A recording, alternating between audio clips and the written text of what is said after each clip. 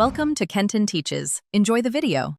You start by confirming prerequisites: model, iOS, and carrier support for 5G. Once done, open Settings and tap Cellular.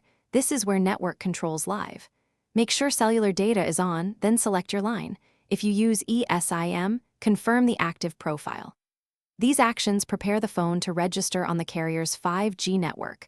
Without them, the phone can't negotiate a 5G connection no matter the signal strength. Now configure 5G.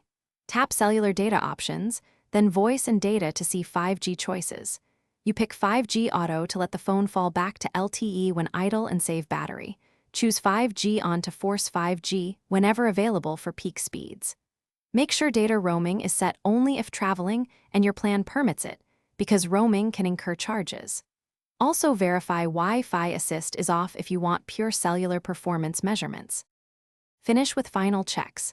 Restart the phone to force the network to re-register, then check the status bar for 5G or 5G UC. If you don't see 5G, toggle airplane mode briefly, then turn it off. This resets radio connections. If that fails, remove and reseat the SIM or re-download the eSIM profile, and make sure your carrier has provisioned 5G for your line. If problems persist, contact your carrier. They can verify provision.